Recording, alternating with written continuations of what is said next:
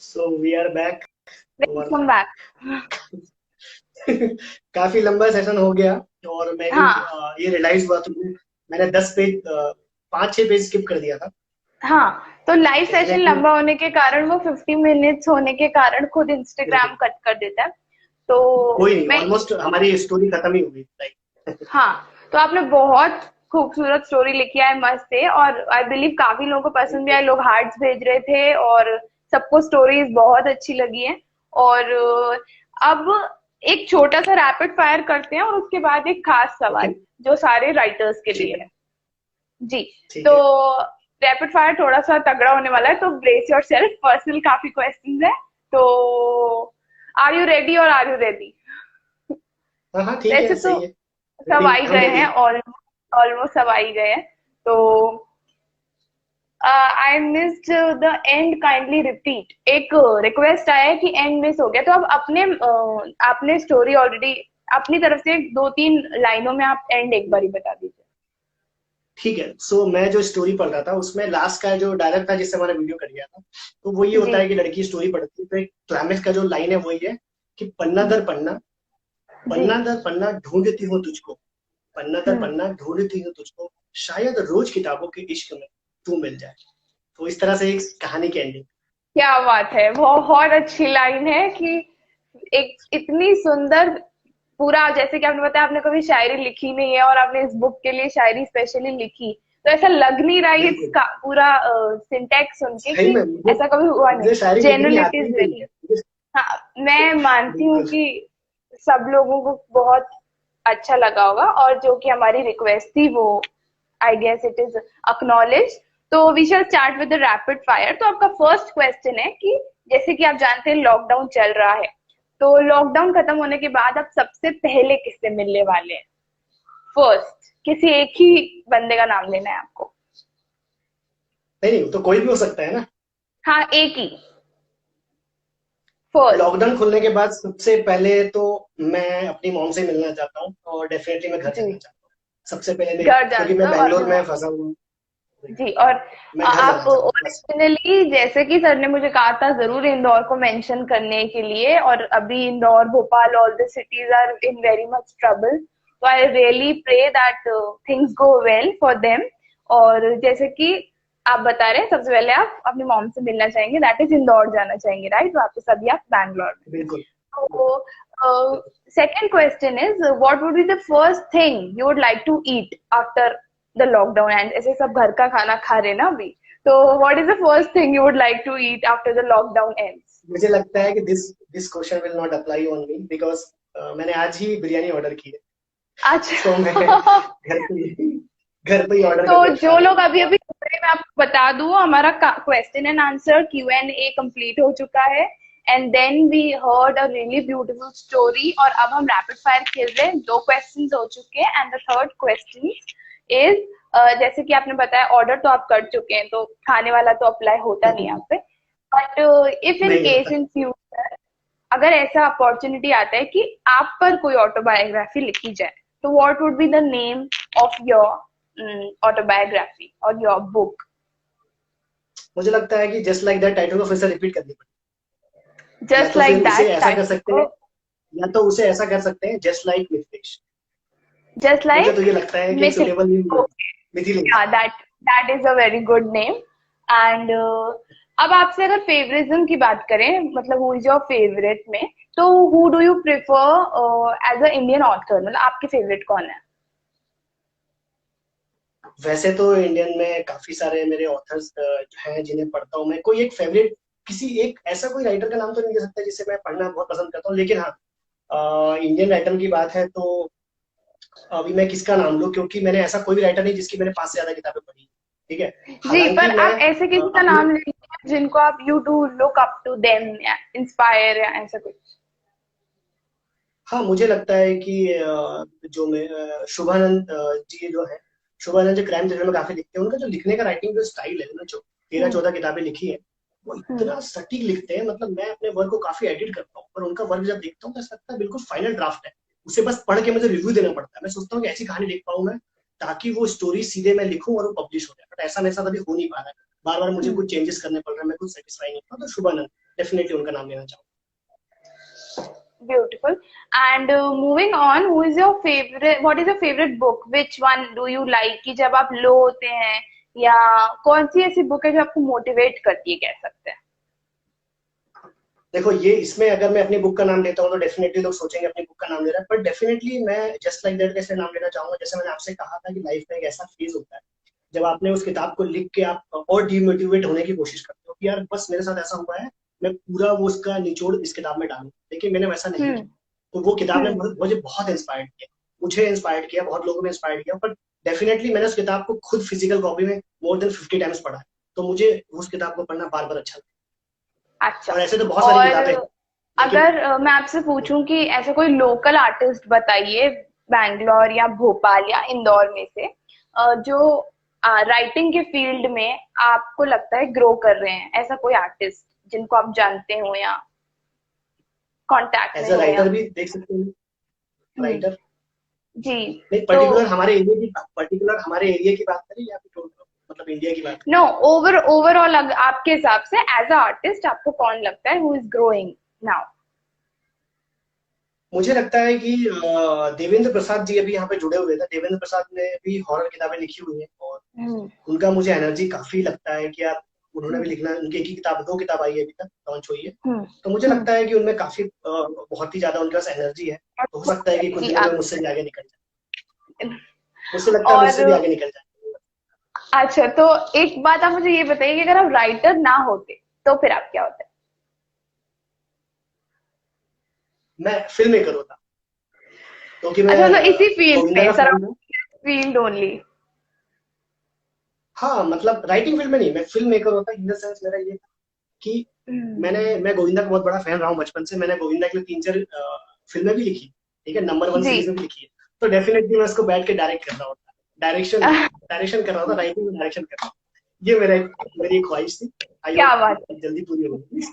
Short जी film के through तो बिल्कुल। मैंने वो सपना थोड़ा बहुत तो पूरा कर लिया ना। यूट्यूब चैनल पे मैंने अपने शॉर्ट फिल्म रिलीज किया, उसका डायरेक्शन राइटिंग मैंने ही किया। तो उम्मीद है कि कभी वो दौर भी आएगा कि जब हाँ, हम वहां आई पहुंचेंगे। होप, आई विश ये भी दौर आए कि आप ये भी अचीव कर पाए ड्रीम। अच्छा, एक लास्ट क्वेश्चन रैपिड फायर का ये है, फिर हम ऑडियंस के क्वेश्चन भी चलेंगे। Which is rank in order of preference. मैं आपको 5 इंडियन ऑथर्स का नाम बताऊंगी and you have to rank them according to your preference, that is first, second, third, fourth and fifth. Chetan Bhagat, Amrita Pritam, R K Narayan, Khushwant Singh and Rabindranath Tagore. मुझे लगता है कि सबसे पहले गुरु जी का ही नाम आना चाहिए, रविन्द्रनाथ टैगोर जी का। उसके जी। बाद में हम आर के नारायण जी का नाम ले सकते हैं। पहली बात तो जी। ये है कि मेरे कहने से आई होप कि ये प्रेफरेंस चेंज नहीं होंगे, सिर्फ मेरा अपना खुद का ओपिनियन है। हाँ, ये कि सबसे आपका पहले गुरु जी अकॉर्डिंग का टू। नाम आना चाहिए। हम्म। मुझे लगता है कि सबसे पहले गुरु जी का नाम आना चाहिए, रविन्द्रनाथ टैगोर जी का। उसके बाद में आर के नारायण जी का नाम आना चाहिए। माधुरी डेज तो हम बचपन में देखते थे बहुत। जी। उसके जी। बाद में अमृता प्रीतम जी का भी नाम लेना चाहेंगे। और दो जी। लोग कौन थे, खुशवंत सिंह और चेतन। या तो मुझे खुशवंत लगता सिंह। है कि उसके बाद में चेतन अफजल जी है। और खुशवंत सिंह को मैंने चूंकि पढ़ा नहीं है, तो मेरे प्रेफरेंस पे 5th नंबर पे है, लेकिन 4th नंबर पे चेतन चेतन भगत को मैं कहना चाहूंगा, क्योंकि उनकी सिर्फ 2 ही किताबें पढ़ी है मैंने। तो ये प्रेफरेंस था डेफिनेटली। मेरा, जिस सीक्वेंस में उनकी किताबें पढ़ी है। जी। और आपका कोई एक फेवरेट जॉनर जिस पे आप थ्रू आउट लिख सकते हैं, थ्रू आउट लाइफ, मतलब ऐसा कोई एक पर्टिकुलर जॉनर बताइए।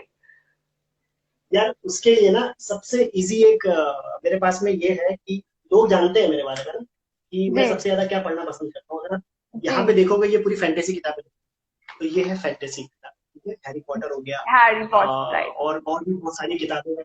तो मेरे कहने का मतलब ये है कि अगर आप मुझसे पूछोगे कि मेरा जो जॉनर था बचपन का, क्या मैंने उसे हम्म। लिखा, तो I would say no, still I am writing. Hmm. तो मैं एक हम्म। फैंटेसी, चिल्ड्रन फैंटेसी लिखना चाहता हूँ, जो मैं लिख रहा जी। हूँ। और हैरी पॉटर जैसी किताबें अभी तक बहुत हम लोगों ने पढ़ा है, बट मैं ऐसा कुछ जी। लिखना चाहता हूँ इंडिया में, उसका मार्केट हो ना हो मुझे उससे कोई मतलब नहीं है, पर वो मार्केट हो सकता है किसी एक के लिखने से बन जाए। तो मैं वो चिल्ड्रन फिक्शन लिखना जी। चाहता हूँ, तो मेरा फर्स्ट प्रेफरेंस है। मैं सबसे ज्यादा वही पढ़ता हूँ, मेरे पास ज्यादातर किताबें वही रखी है, फैंटेसी चिल्ड्रन फिक्शन सीरीज, तो वो लिख रहा हूँ मैं। 2021 ओके, तक तो आएगी। ये था हमारा rapid fire question and answer और स्टोरी सेशन। इसके अलावा एक क्वेश्चन हमारा ऑडियंस से होने वाला है, और मैं चाहूंगी जितने लोग अभी हमारे साथ जुड़े हुए हैं वो इस चीज को ध्यान से सुने, क्योंकि the winner would get a gift जो कि सर दे रहे हैं, सर स्पॉन्सर कर रहे हैं। तो मैं चाहूंगी सर एक बार आपको गिफ्ट के बारे में बता दीजिए, then I would ask the question. मैं यही सोच रहा था कि क्या होता है कि मैंने रोमांस भी लिखा है, हॉरर भी लिखा है, क्योंकि मैंने कहानी पढ़ी आप लोग के सामने, जी तेरी इश्क वाली खुशबू। तो मैं ये जी। चाहता हूँ कि ये किताब जरूर उन तक पहुंचे। तो अगर उन्हें हम्म रोमांस पसंद है तो वो किताब उनको जरूर मिलेगी मेरी तरफ से। और अगर वो हॉरर पढ़ना चाहते हैं तो हॉरर में 3 ऑप्शंस आपके पास में है, एक कॉमिक्स और 2 नॉवेल वर्जन। हम्म।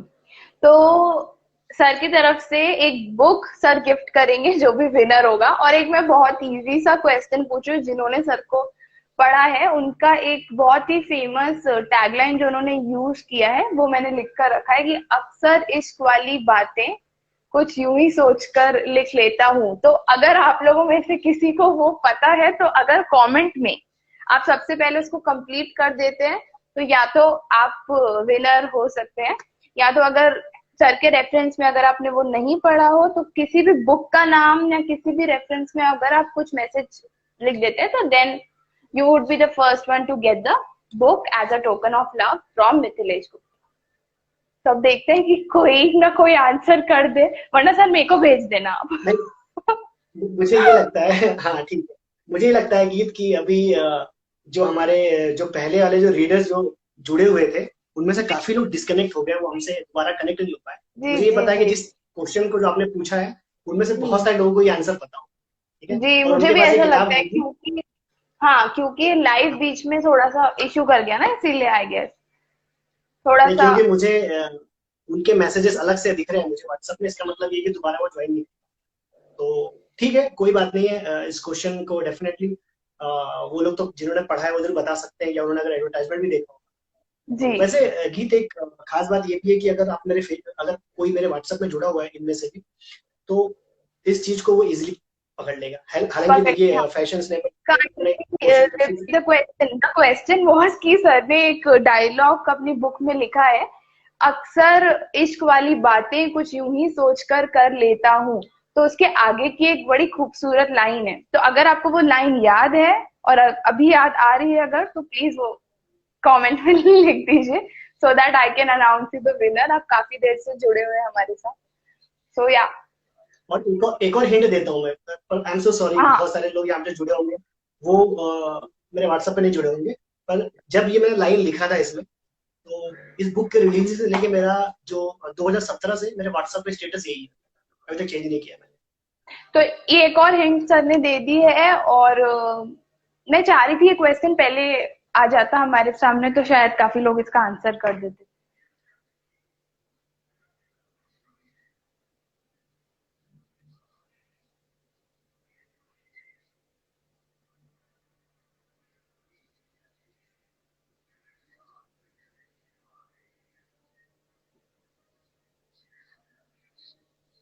अक्सर ये बातें सोचकर यूं ही लिख लेता हूँ कि कहीं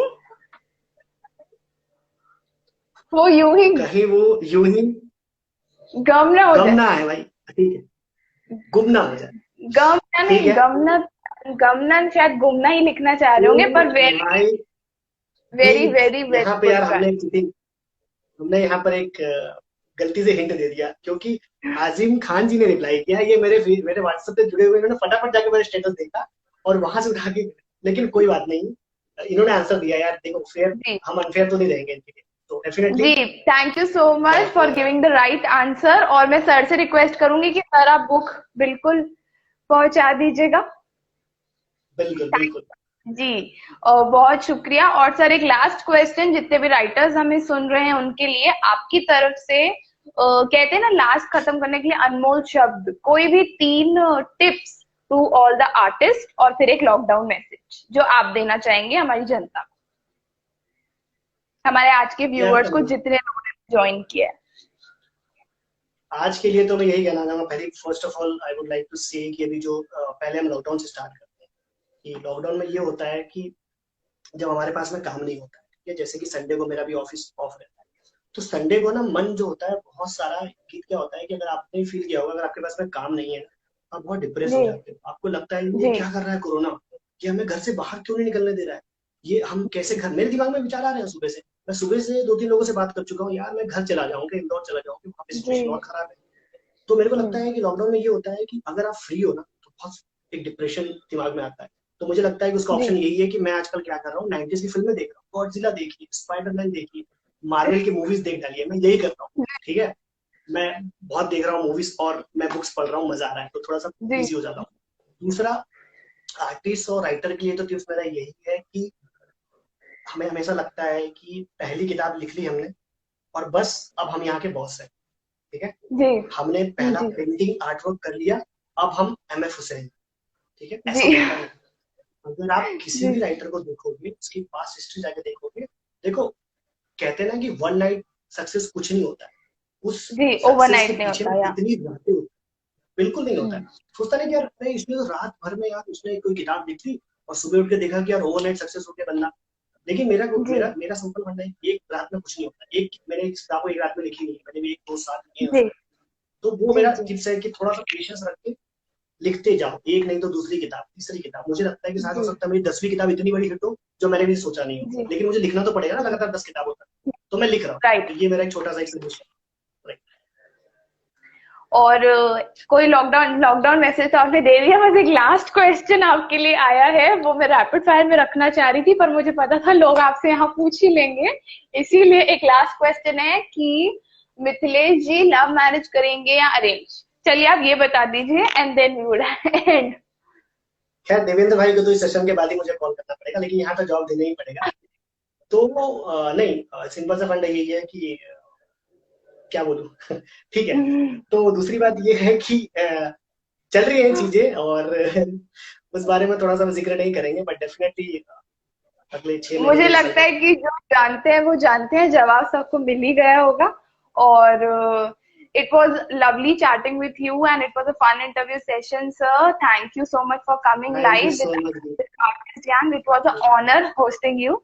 एंड थैंक यू सो बहुत मच। सारे कंटेंट राइटर्स हैं जो लिख रहे हैं, मैं भी एक छोटा सा कंटेंट राइटर हूँ, तो थैंक यू सो मच कि I got an opportunity to host you, और आर्टिस्ट यांग की तरफ से भी it is a heartfelt thank you and अवेगाना एडवर्टाइजमेंट एज वेल। तो जितने व्यूअर्स, जिन लोगों ने हमें ज्वाइन किया, thank you very much for coming live today. Thank you और सर गाइस, आपकी थैंक यू फॉर तरफ ज्वाइनिंग। एनीथिंग जो आपको कहना हो you can.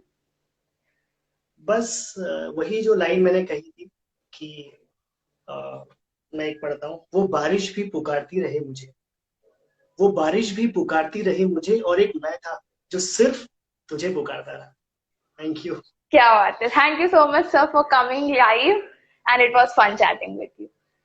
Thank you guys, thank you so much तो फॉर इनविटेशन। चलिए have a um good day. आपसे अब विदा लेते हैं, अलविदा and take care, stay thank you, safe, stay home, thank you so much for coming. Thank you so much.